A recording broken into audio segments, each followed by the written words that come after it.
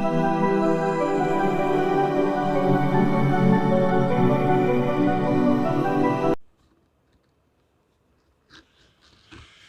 Morning students, स्वागत है आप सभी का यूनिक एकेडमी के ऑनलाइन क्लासेस में। पिछले वीडियो में हमने संविधान की विकास या अपन दूसरे शब्दों में कहें तो भारत में संवैधानिक विकास को पढ़ा, है ना, कि हमारे देश का संवैधानिक विकास कैसे हुआ, संविधान सभा कैसे बनी और उस संविधान सभा ने भारत के लिए संविधान का निर्माण कैसे किया। ठीक है, आज की वीडियो में हमें अपने संविधान की विशेषताएं देखनी है कि हमारे संविधान की विशेषताएं क्या क्या हैं जो विश्व के विभिन्न देशों के संविधान से हमारे इस भारतीय संविधान को अलग कर देती हैं। ठीक है, कुछ न कुछ तो इसमें ऐसी विशेषताएं हैं जिन विशेषताओं की वजह से इससे ये भारतीय संविधान को विश्व का श्रेष्ठ संविधान माना जाता है। ठीक, क्योंकि जब अपन कैबिनेट मिशन या संविधान सभा का गठन पढ़ रहे थे तो अपन ने ये पढ़ा था कि जो संविधान सभा बनी, है ना, उस संविधान सभा को लगभग संविधान निर्माण में 2 वर्ष 11 माह और 18 दिन का समय लगा, है ना। और इस संविधान सभा के सदस्यों ने लगभग विश्व के 60 देशों के संविधानों का अवलोकन किया, मतलब 60 देशों के संविधानों का अध्ययन किया और अध्ययन करने के बाद फिर संविधान सभा में विचार विमर्श चला और उस विचार विमर्श के बाद भारत के लिए एक श्रेष्ठ संविधान का क्या किया गया, निर्माण किया गया। ठीक, तो इस जो संविधान है, इस संविधान की क्या विशेषताएं हैं जिसे विश्व के अन्य देशों के संविधान से क्या बना देती हैं, श्रेष्ठ बना देती हैं। तो आज हमें संविधान की विशेषताओं पे बात करना है कि भारतीय संविधान की वो कौन कौन सी विशेषताएं हैं जिन विशेषताओं की वजह से हमारा संविधान विश्व के श्रेष्ठ संविधानों में से एक है ना। तो सबसे पहले इसकी विशेषताओं की बात करनी है। ठीक, इसकी अगर अपन पहली विशेषता देखें तो इसकी पहली विशेषता है आकार। ठीक है, ध्यान दीजिएगा, आकार का मतलब इसका रूप, इसका वृहद रूप, है ना। जैसे अपन बात करते हैं तो अपन कहते हैं कि विश्व का सबसे पहला लिखित संविधान किस देश का होगा, है ना। तो हमारा आंसर नॉर्मल सी बात है, हमारा आंसर क्या जाता है, अमेरिका जाता है, क्योंकि अमेरिका 4 जुलाई 1776 ईस्वी को अपना स्वतंत्र हुआ था। स्वतंत्रता दिवस वो 4 जुलाई को मनाता है और उसका पहला स्वतंत्रता दिवस है 4 जुलाई 1776 को, है ना। स्वतंत्रता के बाद अमेरिका ने संविधान का निर्माण किया। ठीक है, और जो विश्व का पहला लिखित संविधान है वो किसके पास है, अमेरिका के पास। ठीक है, क्योंकि संविधान तो पहला इंग्लैंड के पास था, लेकिन इंग्लैंड का संविधान विधिवत तरीके से लिखा हुआ नहीं था, वहाँ की कुछ कानून परंपराओं द्वारा निर्मित हैं, है ना। तो जो पहला लिखित संविधान आया वो कहाँ से आया, अमेरिका से आया। ठीक, लेकिन अगर विश्व के सबसे विशालतम लिखित संविधान की बात होगी कि विश्व का सबसे विशाल लिखित संविधान कौन सा है, तो हमारा आंसर क्या होता है, भारत होता है। ठीक, हम अगर अपने संविधान के आकार की बात करें, है ना, तो विश्व का सबसे बड़ा या विश्व का सबसे लंबा लिखित संविधान भारतीय संविधान है ना। जो संविधान 26 नवंबर 1949 को बनकर तैयार हुआ था, ध्यान दीजिएगा। ठीक है, जो संविधान 26 नवंबर 1949 को बनकर तैयार हुआ था, उस संविधान में अगर हम देखें तो उस संविधान में टोटल भाग कितने थे, 22। ठीक, अनुच्छेद कितने थे ये भी देख लें। ठीक है, अनुच्छेद कितने थे, 395। ठीक, अनुसूचियां कितनी थी, ठीक है, तो इस संविधान में अनुसूचियां थी 8। जो संविधान भारतीय संविधान सभा द्वारा 26 नवंबर 1949 को बनकर तैयार किया गया, है ना, जिसे भारतीय संविधान सभा ने 26 नवंबर 1949 को अंगीकृत, अधिनियमित और आत्मार्पित किया था, है ना। उस संविधान में टोटल कितने भाग थे, 22, है ना। अनुच्छेद कितने थे, 395, और अनुसूचियां कितनी थी, 8। लेकिन अगर हम इसी संविधान को वर्तमान परिप्रेक्ष्य में देखें, है ना, कि वर्तमान में हमारे संविधान में क्या आकार है और इसमें कितनी अनुसूचियां और कितने भाग हैं, ध्यान दीजिएगा, है ना। तो वर्तमान में संविधान में भाग तो 22 ही गिनेंगे, लेकिन ध्यान दीजिएगा भाग परिवर्तित होते हैं, और वो कहाँ कब कैसे परिवर्तित होते हैं मैं आपको एक्सप्लेन कर रहा हूँ। ठीक है, भाग तो 22 ही गिनेंगे। संविधान में मूल अनुच्छेद आज भी अपन कितने गिनेंगे, 395 गिनेंगे। ठीक है, अनुसूचियां 8 की जगह कितनी गिनेंगे, 12 गिनेंगे, है ना। लेकिन वर्तमान में अगर मूल अनुच्छेदों से आगे जाकर अपन बात करें तो वर्तमान में हमारे संविधान में टोटल कितने अनुच्छेद हो चुके हैं, 444 अनुच्छेद। ठीक है। लेकिन आज भी अगर क्वेश्चन आता है कि संविधान में मूल अनुच्छेद हैं, तो मूल अनुच्छेद कितने हैं? 395। लेकिन अब वर्तमान में संविधान में कितने अनुच्छेद हैं? तो हमारा आंसर क्या होगा? 444 अनुच्छेद। ठीक है। भाग क्या, जो 26 नवंबर 1949 को अगर 22 भाग थे, तो क्या आज भी 22 भाग हैं? नहीं, भाग भी परिवर्तित हुए हैं। ठीक, जैसे हम अपने संविधान में देखें तो हमारे संविधान के मूल संविधान में 22 भाग थे, है ना। लेकिन वर्तमान में जब संसद द्वारा समय समय पर संविधान में संशोधन किया गया तो इसके भागों में भी परिवर्तन हुआ। जैसे फॉर एग्जांपल, है ना, संविधान के भाग 4 में, ध्यान दीजिएगा, संविधान के भाग 4 में, है ना, भाग 4 का जोड़ा गया। ठीक ठीक, संविधान के भाग 4 में भाग 4 का जोड़ा गया, और भाग 4 जो संविधान के भाग 4 में 4 का जो जोड़ा गया था वो 42वें संविधान संशोधन अधिनियम 1976 के तहत जोड़ा गया। और इसमें क्या जोड़े गए? मूल कर्तव्य।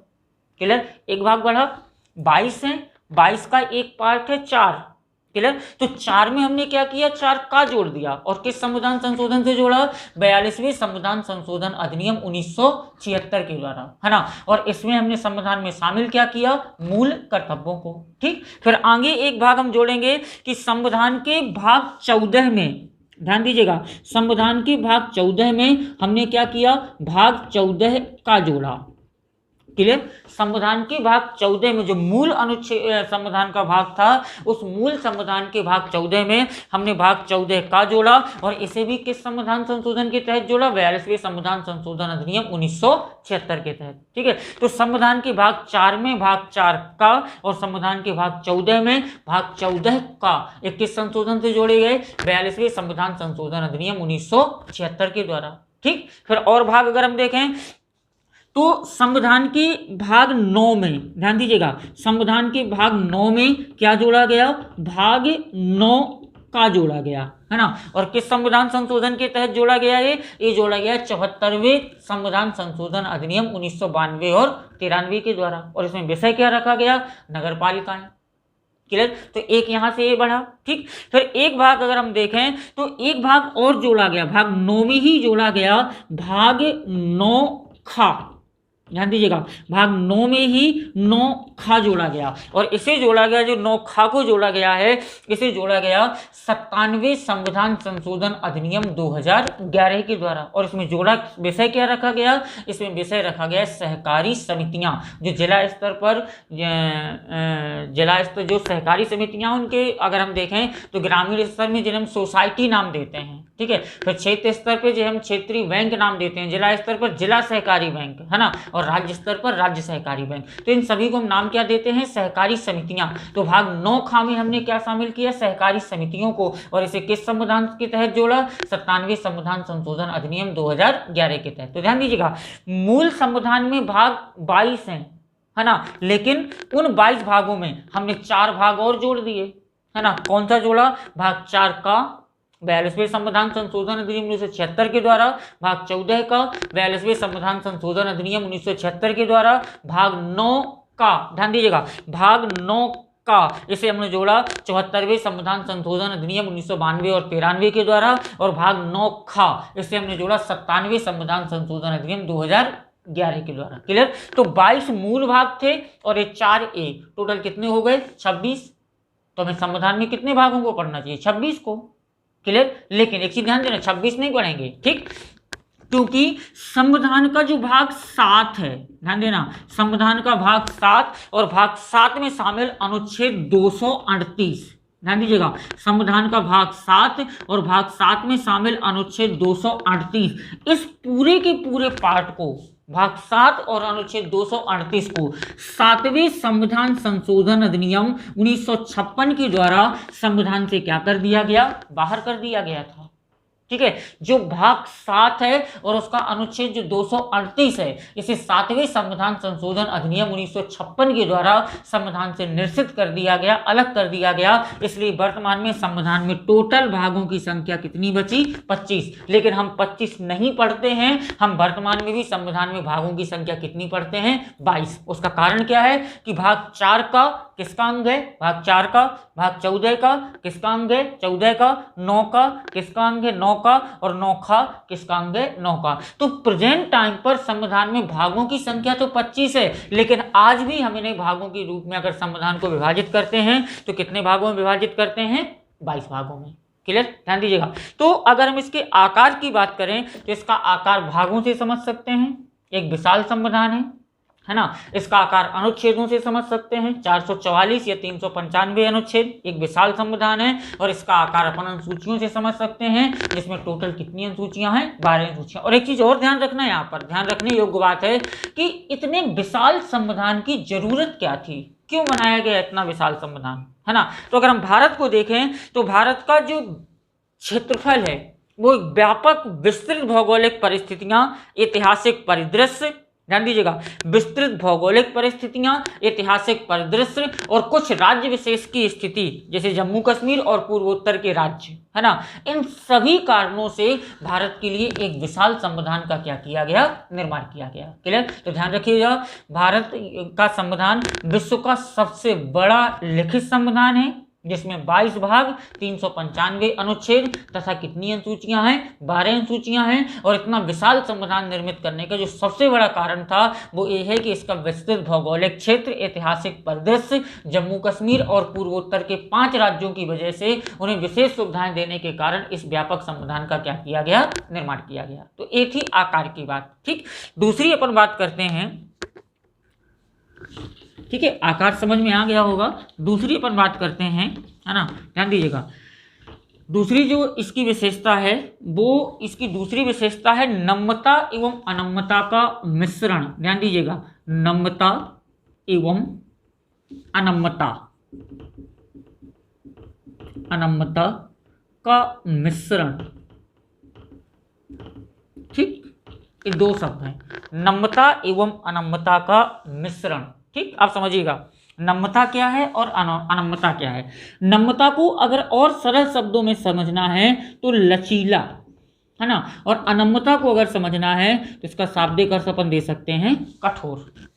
ठीक है, हम अपने संविधान को कुछ परिस्थितियों में ये देखते हैं कि अत्यधिक लचीला है, बिल्कुल मुलायम है, किसी भी प्रकार का कोई भी परिवर्तन इसमें करना आसान है ना। लेकिन कुछ विषयों पर हम इतना ये भी देखते हैं कि हमारा भारतीय संविधान इतना कठोर है जिसमें संशोधन करना आसान नहीं है ना। तो नम्यता और अनम्यता को देखना है संविधान में संशोधन करने के टॉपिक से, है ना। और संविधान में जो संशोधन करने की शक्ति है वो किसके पास है? भारतीय संसद के पास, है ना। भारतीय संविधान का अनुच्छेद 368, ध्यान दीजिएगा, भारतीय संविधान का अनुच्छेद 368 भारतीय संसद को यह अधिकार प्रदान करता है कि भारतीय संसद संविधान में समय समय पर संशोधन, या भारतीय संसद समय और जरूरतों के अनुसार, या समय और मांग के अनुसार भारतीय संविधान में क्या कर सकती है? संशोधन कर सकती है ना। तो संविधान में संशोधन करने की शक्ति किसके पास है? सिर्फ और सिर्फ संसद के पास। भारतीय संसद संविधान में 3 प्रकार से संशोधन करती है।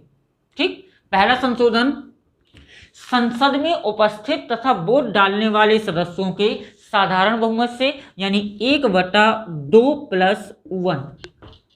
ठीक, जैसे अगर संसद में किसी दिन, फॉर एग्जांपल संसद में किसी दिन अगर 100 सदस्य उपस्थित हैं, है ना, और 100 वोट करते हैं, ठीक है, तो 100 में से 51 सदस्य जिसके फेवर में चले जाएंगे और 49 सदस्य जिसके फेवर में रहेंगे। तो अगर 51 सदस्य संविधान संशोधन के फेवर में आ जाते हैं तो संविधान संशोधन हो जाएगा, और अगर 51 नहीं आते हैं तो संविधान संशोधन नहीं होगा। साधारण है, बिल्कुल बिल्कुल मुलायम है ना, किसी भी प्रकार से कैसे भी करके इसमें संशोधन कर सकते हैं। ठीक, दूसरा जो संशोधन संसद करती है संविधान में, वो संशोधन होता है संसद में उपस्थित तथा वोट डालने वाले सदस्यों के 2/3 बहुमत से। एक कठिन है ना। और एक चीज हमेशा ध्यान रखना, भारतीय संविधान में जितने भी अधिकांश संशोधन जो होते हैं वो किस टाइप से होते हैं? दूसरे टाइप से, यानी उपस्थित तथा वोट डालने वाले सदस्यों के 2/3 बहुमत से। क्लियर? जो तीसरा संशोधन है वो और ही कठिन है ना। संसद के उपस्थित तथा वोट डालने वाले सदस्यों के 2/3 बहुमत से, प्लस आधे से अधिक राज्य, और ऐसे राज्य जिनमें खुद की क्या हो? विधानसभा हो। ठीक है, तो भारत के कितने राज्यों में विधानसभा है आपको पता होगा, है ना, क्योंकि 28 राज्यों में विधानसभा है। ठीक, 3 केंद्र शासित प्रदेश, दिल्ली, पांडिचेरी और जम्मू कश्मीर, यहाँ पर विधानसभा है। क्लियर? तो टोटल विधानसभा कितने में हो गई? 31 में, ठीक है ना, 31 में हो गई। तो आधे से मतलब ऐसे राज्य जिनमें विधानसभा है तो उन राज्यों का आधे से अधिक, यानी 31 में है तो 16 दूनी 32, यानी 16 राज्यों की विधानसभाओं द्वारा उस प्रस्ताव को कितने बहुमत से पारित होना चाहिए? 2/3 बहुमत से। ये जितना सरल है ये उतना ही क्या है? कठिन है। क्लियर? इसलिए भारतीय संविधान अगर यहाँ लचीला है तो भारतीय संविधान यहाँ क्या है? कठिन है, कठोर है, आसान नहीं संशोधन करना, है ना। तो भारतीय संविधान की दूसरी विशेषता जो है वो है इसके लचीलेपन से और कठोरपन से, और इसे अपन निकालते हैं संविधान में संशोधन के तरीकों से। क्लियर? भारतीय संसद संविधान में जो संशोधन करने का अधिकार है वो अनुच्छेद 368 के अनुसार किसके पास है? भारतीय संसद के पास। और भारतीय संसद संविधान में 3 प्रकार से संशोधन करती है। पहला, संसद में उपस्थित तथा वोट डालने वाले सदस्यों के साधारण बहुमत से, नॉर्मल है, संविधान लचीला हो जाएगा। संसद में उपस्थित तथा वोट डालने वाले सदस्यों के 2/3 बहुमत से, थोड़ा सा कठिन है। क्लियर? तीसरा और ही कठिन है, संसद में उपस्थित तथा वोट डालने वाले सदस्यों के 2/3 बहुमत से प्लस आधे से अधिक राज्यों की विधानसभाओं द्वारा उसे 2/3 बहुमत से पारित होना क्या होना चाहिए? आवश्यक होना चाहिए। तो इन मैटर पे अगर हम देखें तो भारतीय संविधान अगर लचीला है कहीं पर तो भारतीय संविधान कहीं पर अत्यधिक क्या हो जाता है? कठोर भी हो जाता है। क्लियर? अगर हम तीसरी विशेषता की बात करें तो भारतीय संविधान की जो तीसरी विशेषता है वो आप समझिएगा, ठीक। भारतीय संविधान की तीसरी विशेषता है जिसे विश्व के देशों के अन्य देशों के संविधान से अलग बनाती है वो है एकल नागरिकता। ध्यान देना, हमारा जो भारतीय संविधान है ना, भारतीय संविधान एकल नागरिकता देता है, ना दोहरी नागरिकता देता है, ना तिहरी नागरिकता देता है। क्लियर? क्योंकि इस नागरिकता को हमने कहां से लिया? इंग्लैंड से, और इंग्लैंड के संविधान में एकल नागरिकता का प्रावधान है। जबकि हम अमेरिका को अगर देखें तो अमेरिकी संविधान में प्रत्येक अमेरिकी नागरिक को दोहरी नागरिकता प्राप्त है। यानी अमेरिका के अगर किसी राज्य में रहने वाला कोई व्यक्ति है तो वो पहले राज्य का नागरिक होगा, इसके बाद कहाँ का नागरिक होगा? संयुक्त राज्य अमेरिका का। क्लियर? स्विट्जरलैंड की बात करें तो वहां तिहरी नागरिकता है, वहां पहले जिला स्तर पर स्थानीय नागरिक होगा, फिर राज्य का नागरिक होगा, फिर स्विट्जरलैंड का नागरिक होगा। लेकिन हमारे देश में हम सिर्फ और सिर्फ कहाँ के नागरिक हैं? भारत के। निवासी अलग अलग राज्यों के हो सकते हैं लेकिन नागरिक हम सिर्फ और सिर्फ क्या हैं? भारतीय हैं। इसका एक कारण भी है, एकल नागरिकता रखने का कारण भी है ना, क्योंकि जो हमारा देश है भारत, ध्यान दीजिएगा, थोड़ा अलग टॉपिक में जा रहा हूं, जो हमारा देश है भारत एक विविध संस्कृति वाला देश है। यहाँ पर अलग अलग संस्कृतियां हैं, है ना। देखो, आप राजस्थान चले जाओ, उनकी अलग बोली, भाषा, पहनावा, रहन सहन, खान पान, अलग संस्कृति। गुजरात चले जाओ, उनका अलग। महाराष्ट्र चले जाओ, उनका अलग। दक्षिण भारत, केरल, तमिलनाडु, कर्नाटका, आंध्रा चले जाओ, सबका रहन सहन, संस्कृति सबकी अलग है ना।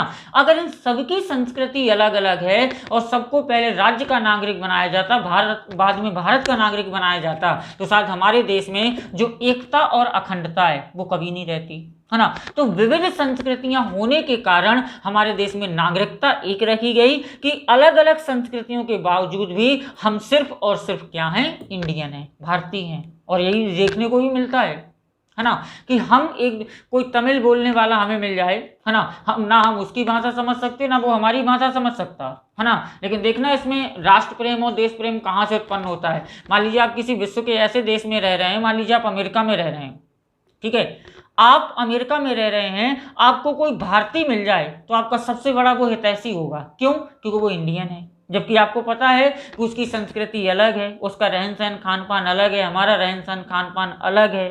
क्लियर? ठीक है, हम एक दूसरे की भाषा को भी नहीं समझते हैं, लेकिन कहीं ना कहीं हमारे प्रति उसके लिए प्रेम होगा और उसके प्रति हमारे लिए प्रेम होगा कि हम दोनों क्या हैं? इंडियन हैं। एकता और अखंडता, तो एकता और अखंडता को अक्षुण्ण बनाए रखने के लिए संविधान निर्माताओं ने संविधान में किस नागरिकता का प्रावधान किया था? एकल नागरिकता का, है ना। एकल नागरिक, अगर हम नागरिकता की बात करें तो नागरिकता संविधान के भाग 2 में अनुच्छेद 5 से लेकर 11 तक किसका वर्णन किया गया है? नागरिकता का वर्णन किया गया है ना। नागरिकता की अगर हम बात करें तो भारतीय नागरिकता, जैसे मैंने कहा कि संविधान के भाग 2 में अनुच्छेद 5 से लेकर 11 तक नागरिकता का वर्णन किया गया है। तो इसका मतलब है कि जब संविधान लागू हुआ था उससे पहले जितने लोग भारत में रह रहे थे वो सब भारतीय हो गए और जो सब भारत से बाहर थे वो भारतीय नहीं हुए। नहीं, ऐसा नहीं है। है ना। भारतीय संसद ने नागरिकता अधिनियम बनाया 1955 में, और 1955 में जो नागरिकता अधिनियम बनाया भारतीय संसद ने, उसमें भारतीय संसद ने 5 तरीके रखे थे कि आप 5 तरीकों से भारत की नागरिकता ले सकते हैं। जो पहला तरीका है वो क्या है, जन्म है, आप जन्म से भारत की नागरिकता ले सकते हैं, ठीक। दूसरा नागरिकता वंशक्रम है, अगर आपका वंश भारत का है और आप भारत में नहीं रहते हैं तो भी आप इंडियन नागरिकता ले सकते हैं, है ना। तीसरा जो है वो है रजिस्ट्रेशन, यानी आप बाकायदा भारत सरकार के पास रजिस्ट्रेशन करवाइए और भारत के नागरिक बन जाइए, है ना। तीसरा है देशीकरण, है ना, इसके द्वारा भी आप भारत की नागरिकता ले सकते हैं। और चौथा जो है वो है अर्जित या जीती हुई क्षेत्र के विलय द्वारा, ठीक। आप समझना है इसे।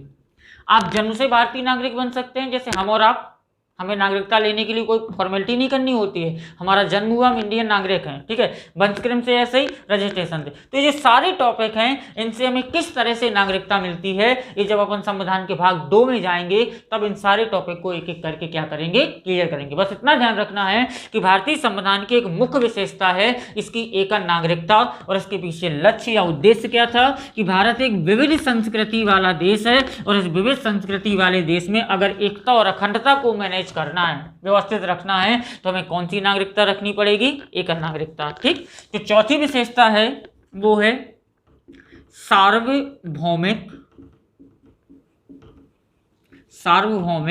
वयस्क मताधिकार, ठीक। मताधिकार का मतलब है यहां पर वोट देना, ठीक है। और सार्वभौमिक का मतलब है सभी को, लेकिन कैसे, वयस्क, जो वयस्क नागरिक हैं, है ना। तो भारतीय संविधान में प्रत्येक भारतीय नागरिक जिसकी उम्र कितनी हो चुकी है, 18 वर्ष, उस प्रत्येक भारतीय नागरिक को वोट देने का क्या है, अधिकार है ना। और इस वोट देने के अधिकार को आप जाति के आधार पर, धर्म के आधार पर, वंश के आधार पर, लिंग के आधार पर, साक्षरता के आधार पर या संपत्ति के आधार पर, यानी आर्थिक स्थिति के आधार पर मतदान करने से किसी भी व्यक्ति को नहीं रोक सकते हैं, क्लियर। यानी वह भारतीय नागरिक जिसकी उम्र 18 वर्ष है, उस भारतीय नागरिक को आप जाति, धर्म, लिंग, जन्म स्थान, वेशभूषा, रहन सहन, पहनावा, आर्थिक स्थिति, संपदा, साक्षरता, किसी भी आधार पर आप उसे वोट देने से नहीं रोक सकते हैं। वह भारतीय नागरिक जिसकी उम्र 18 वर्ष है, वह भारतीय नागरिक, सभी भारतीय नागरिक जो 18 वर्ष को पूरा कर रहे हैं, वो स्वतंत्र रूप से किसी भी व्यक्ति को, किसी भी पार्टी को और किसी भी कैंडिडेट को वोट देने के लिए क्या है, स्वतंत्र है। आप उसे किसी भी प्रकार से उस पर कोई प्रतिबंध नहीं लगा सकते हैं, क्लियर। अगर हम मूल संविधान की बात करें तो मूल संविधान में वोट देने की उम्र 18 वर्ष नहीं थी, बल्कि वोट देने की उम्र कितनी थी, 21 वर्ष। लेकिन भारतीय संसद ने, ध्यान देना, भारतीय संसद ने 1989 में संविधान में 61वां संशोधन किया और 61वें संविधान संशोधन अधिनियम 1989 के द्वारा एक वोट देने की या मताधिकार की उम्र को 21 वर्ष से घटाकर संसद द्वारा कितना कर दिया गया, 18 वर्ष। और अब प्रत्येक भारतीय नागरिक जिसकी उम्र 18 वर्ष है, वह भारतीय नागरिक वोट देने के लिए स्वतंत्र है। भारत देश का कोई भी कानून और कोई भी व्यक्ति उसे जाति, धर्म, लिंग, जन्म स्थान, साक्षरता और संपत्ति या आर्थिक आधार पर उसे वोट देने के अधिकार से वंचित नहीं रख सकता है, ठीक। अगर हम इस नेक्स्ट विशेषता की बात करें तो हमारी भारतीय संविधान की जो नेक्स्ट विशेषता है, 5वीं, वो है यहाँ की स्वतंत्र एवं, ध्यान देना, स्वतंत्र एवं निष्पक्ष न्यायपालिका, ठीक। स्वतंत्र एवं निष्पक्ष न्यायपालिका, ठीक। जब मैं संविधान का विकास आपको पढ़ा रहा था तो मैंने आपसे कहा था कि किसी भी देश के शासन को संचालित करने के 3 अंग होते हैं, एक विधायिका, एक कार्यपालिका और एक न्यायपालिका, ठीक। विधायिका का मतलब होता है कानून का निर्माण करने वाली संस्था या कानून बनाने वाली संस्था, क्लियर। कार्यपालिका का मतलब होता है विधायिका द्वारा बनाए गए कानूनों को देश में लागू करने वाली संस्था, है ना। और न्यायपालिका का मतलब होता है विधायिका द्वारा बनाए गए और कार्यपालिका द्वारा लागू किए गए कानूनों का अगर कोई व्यक्ति या कोई संस्था या सरकार उल्लंघन करती है ना, तो कानून के उल्लंघन के आधार पर दंड देने वाली संस्था, ठीक। हमारे देश में न्यायपालिका कैसी है, स्वतंत्र है। स्वतंत्र का मतलब है कि न्यायपालिका पर न तो विधायिका का अधिकार है, कोई प्रेशर है, कंट्रोल है, और ना ही कार्यपालिका का है ना। निष्पक्ष है यानी भेदभाव रहित, है ना, पूरी तरह से निष्पक्ष न्याय प्रदान करती है। हमारे देश की जो न्यायपालिका है, भारतीय संविधान में एक स्वतंत्र, निष्पक्ष एवं एकीकृत न्यायपालिका की क्या की गई है, व्यवस्था। एकीकृत का कैसे, है ना, सबसे शीर्ष पर सुप्रीम कोर्ट, सबसे शीर्ष पर देश का सबसे बड़ी अदालत है सुप्रीम कोर्ट, उच्चतम न्यायालय, है ना। उससे छोटी प्रत्येक राज्य में हाई कोर्ट, और उससे छोटी राज्य के प्रत्येक जिले में डिस्ट्रिक्ट कोर्ट। ये है हमारी न्यायपालिका, एकीकृत है, बिल्कुल एक चैन में चलती है ना। ऐसा नहीं होगा कि अलग अलग व्यवस्थाएं हों, बिल्कुल अलग अलग नहीं है ना। शीर्ष पर सुप्रीम कोर्ट है, उच्चतम न्यायालय है, उसके अंडर में कौन काम करते हैं, राज्यों के हाई कोर्ट, और राज्यों के हाई कोर्ट के अंडर में कौन काम करता है, उन राज्यों के जिलों के जिला कोर्ट। एकीकृत है, ठीक, पहली चीज। दूसरी चीज, जो भारतीय न्याय व्यवस्था है ना, उस न्याय व्यवस्था में थोड़ा सा ये ध्यान दीजिएगा कि हमारे जो मौलिक अधिकार हैं, है ना, उन मौलिक अधिकारों को अगर कोई सुरक्षा प्रदान करता है तो कौन प्रदान करती है, न्यायपालिका, पहली चीज। दूसरी चीज, अभी अपन ने कहा कि संसद द्वारा संविधान में संशोधन किया जाता है ना, ध्यान देना। तो संसद में तो राजनेता बैठते हैं, नेता लोग बैठते हैं। मान लीजिए बीजेपी की सरकार आई तो उनकी सरकार अपने अकॉर्डिंग संविधान में संशोधन कर ले, कांग्रेस की सरकार आई तो उनकी सरकार अपने अकॉर्डिंग संविधान में संशोधन कर ले, सब अपने अपने अनुसार संविधान को बदलने लगते। तो ऐसा तो संविधान पर डे बदला जाता, हर 5 साल में संविधान बदल जाया करता, लेकिन नहीं बदलता। क्यों? क्योंकि संविधान की सुरक्षा करने का दायित्व किसके पास है, न्यायपालिका के पास है। और अगर विधायिका या संसद संविधान में कोई ऐसा संशोधन कर देती है जो संविधान का उल्लंघन कर रहा है, तो न्यायपालिका को यह अधिकार है कि विधायिका द्वारा बनाए गए संविधान में संशोधन को क्या कर सकती है, समाप्त कर सकती है। इसी की तीसरी विशेषता, जो नेक्स्ट विशेषता जो ले रहा हूं, इसी पॉइंट की ले रहा हूं, जो नेक्स्ट विशेषता है वो है संसदीय सर्वोच्चता। ध्यान दीजिएगा, संसदीय सर्वोच्चता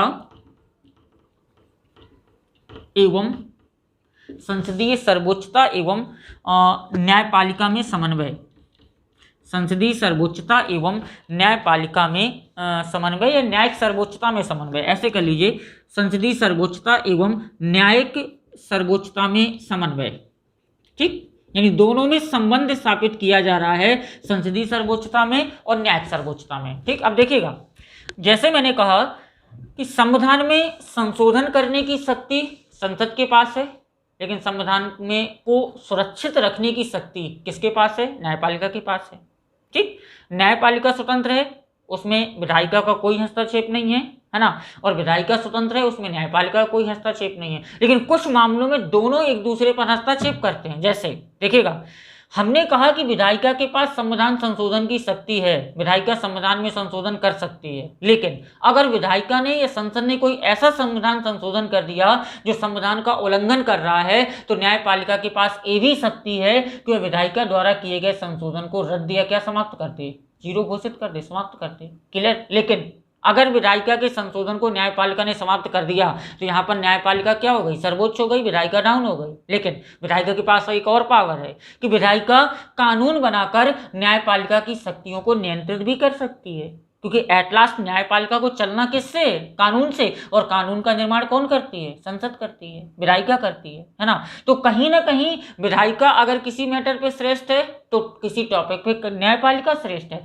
तो भारतीय संविधान ये व्यवस्था करता है कि विधायिका और कार्यपालिका की शक्तियों में क्या करता है, वो समन्वय करता है। समन्वय का मतलब दोनों में सामंजस्य या संबंध स्थापित करता है, जिससे न विधायिका न्यायपालिका पर हावी हो सके और न न्यायपालिका किस पर हावी हो सके, विधायिका पर हावी हो सके। क्लियर? जो नेक्स्ट विशेषता है हमारी, ध्यान दीजिएगा, अब मैं इसे ऊपर से साफ कर रहा हूं, है ना। जो नेक्स्ट विशेषता है, वो नेक्स्ट विशेषता हमारी रहेगी 7वें नंबर की, वो रहेगी संसदीय शासन। हमारे देश में, ध्यान दीजिएगा, हमारे देश में शासन किसका है, संसद का। संसद ही शासन करती है हमारे देश में। क्यों?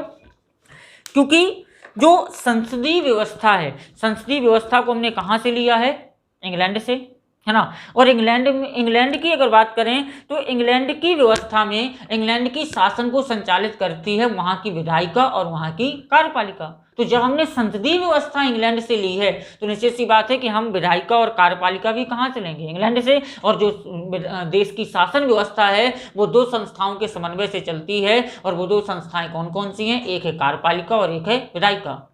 है ना, क्योंकि विधायिका देश के शासन को चलाने के लिए कानून बनाएगी, है ना, और उस कानून को लागू कौन करेगी? कार्यपालिका। विधायिका के सभी सदस्य अगर हम देखें तो संसद के सदस्य हैं, तो कार्यपालिका के भी सभी सदस्य कहाँ के सदस्य होते हैं? संसद के सदस्य होते हैं। क्लियर? तो अगर विधायक संसदीय शासन क्यों है हमारे देश में, ध्यान दीजिएगा, क्योंकि देश में छोटा से छोटा और बड़ा से बड़ा कानून संसद बनाती है, जो विधायिका है ना, और विधायिका द्वारा बनाए गए कानून को लागू कौन करते हैं? प्रधानमंत्री और मंत्री और प्रधानमंत्री क्यों है? क्योंकि ये संसद के सदस्य हैं, है ना, और प्रधानमंत्री और मंत्री जो शासन करेंगे, देश में शासन व्यवस्था को चलाएंगे, तो शासन व्यवस्था को चलाने के बाद उत्तर कहाँ देंगे? जाके संसद में देंगे, क्योंकि मंत्रिपरिषद किसके प्रति उत्तरदायी है? संसद के प्रति। तो हमारे देश में संसदीय शासन व्यवस्था है। क्लियर? नेक्स्ट विशेषता जो है हमारे संविधान की, वो है संविधान में हमने मूल अधिकार शामिल किए हैं, है ना, और मूल अधिकार हमने कितने शामिल किए हैं? देखिएगा, संविधान में मूल अधिकार शामिल किए, संविधान में हमने नीति निर्देशक तत्व शामिल किए, ठीक है, और संविधान में हमने मौलिक कर्तव्य शामिल, संविधान में जो हमने नए शामिल किया है वो क्या किया है? मौलिक कर्तव्य किया है। ठीक, हमारे संविधान में प्रत्येक भारतीय नागरिक को 6 मौलिक अधिकार प्रदान करते हैं, जो नागरिकों की स्वतंत्रता से संबंधित हैं। जैसे पहला मौलिक अधिकार समानता का अधिकार, हम सभी भारतीयों में समानता की भावना, हम कहते नहीं है आपस में भाईचारे से रहेंगे, तो भाईचारा अगर बनाना है तो कौन सा मौलिक अधिकार? समानता का। समानता का मतलब है कि भारतीय सरकार किसी भी व्यक्ति के साथ किसी भी प्रकार का कोई भेदभाव नहीं करेगी। दूसरा, स्वतंत्रता, हमें कुछ स्वतंत्रताएं मिली हैं। तीसरा, शोषण, हमारा शोषण नहीं हो सकता। चौथा, धर्म के प्रति हमें स्वतंत्रता मिली है। पांचवा, अल्पसंख्यकों का अधिकार है शिक्षा और संस्कृति का। और नेक्स्ट जो छठवां है वो कोई अधिकार नहीं है, वो सिर्फ क्या है? इन 5 मौलिक अधिकारों की क्या करता है? सुरक्षा करता है। तो भारतीय संविधान प्रत्येक व्यक्ति को जन्म लेते ही भारत में प्रत्येक व्यक्ति को संविधान के द्वारा प्रदान किए गए 6 मौलिक अधिकार क्या हो जाते हैं? प्राप्त हो जाते हैं। क्लियर? नीति निर्देशक तत्वों की बात करूं तो नीति निर्देशक तत्वों का मुख्य लक्ष्य था देश में समाजवादी या देश में समाजवादी समाज की स्थापना करना।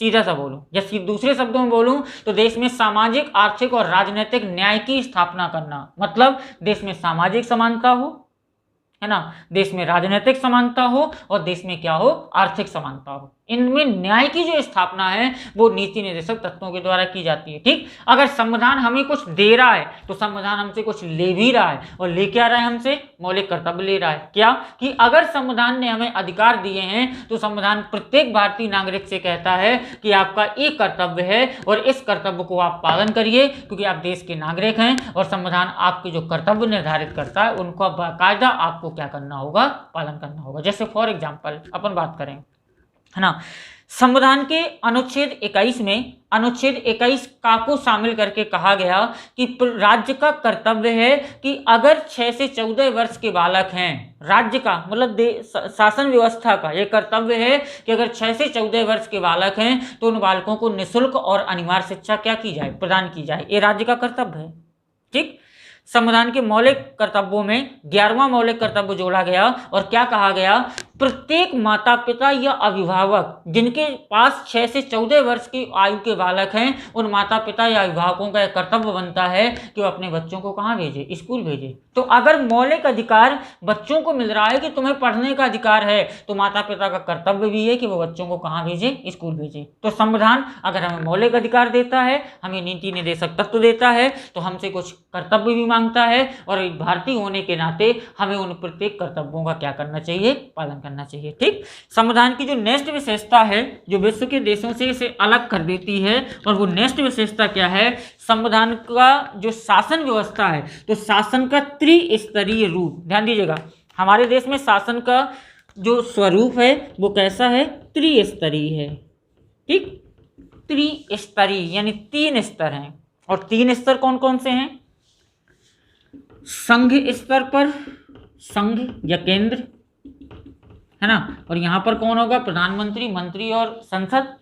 राज्य स्तर पर, है ना, राज्य स्तर पर देखें तो प्रत्येक राज्य, और यहाँ पर कौन होगा, राज्यपाल, मुख्यमंत्री, मंत्री और विधानसभा। ठीक, जो तीसरा स्तर है वो स्थानीय स्तर है ना। और स्थानीय स्तर को हमने संविधान में 73वें और 74वें संविधान संशोधन के द्वारा जोड़ा है ना। 73वें के द्वारा हमने क्या जोड़ा, ग्रामीण स्थानीय स्वशासन या ग्राम पंचायतें, क्लियर, ठीक है। और 74वें के द्वारा हमने क्या जोड़ा, नगरीय निकाय या नगर पालिकाएं, क्लियर, ध्यान दीजिएगा, नगर पालिकाएं। ठीक, हो गए 3 स्तर।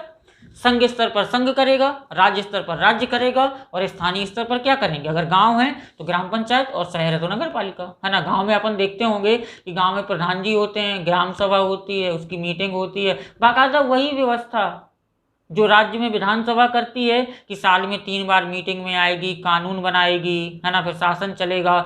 संघ में संसद करती है, साल में 3 बार मीटिंग में आएगी, कानून बनाएगी, उन कानूनों से मंत्री लोग शासन करेंगे। ग्रामीण स्तर पे भी यही है ना। भले भी हमें स्पष्ट रूप से ना देखे, लेकिन वास्तविकता में यही व्यवस्था है कि जो ग्राम प्रधान होगा, है ना, वो गांव का हेड होगा, जो सचिव होगा वो उसका प्रशासनिक अधिकारी होगा, और जो ग्राम सभा होगी वो गांव के विशिष्ट लोगों की सभा होगी, और वह विशिष्ट लोगों की सभा जो ग्राम सभा है उसकी बाकायदा मीटिंग होंगी, अधिवेशन होंगे, उसमें जो प्रस्ताव पारित होंगे उन्हीं प्रस्तावों के तहत जो गांव का प्रधान होगा वो ग्रामीण स्तर की शासन व्यवस्था को क्या करेगा, संचालित करेगा। शहरों में देखें तो नगर पालिकाएं यही करती हैं, नगर पालिका अध्यक्ष होगा वो मुख्य हो गया, है ना, सीएमओ उसका प्रशासनिक अधिकारी हो गया, लेकिन जो वहाँ की सदस्य और जो वहाँ की सभा होगी वो बाकायदा प्रस्ताव पारित करेगी और शासन व्यवस्था को संचालित करेगी। तो हमारे संविधान में शासन व्यवस्था का कैसा रूप है, त्रिस्तरीय है। संघ स्तर पर संघ, राज्य स्तर पर राज्य और ग्रामीण स्तर पर ग्रामीण, क्लियर।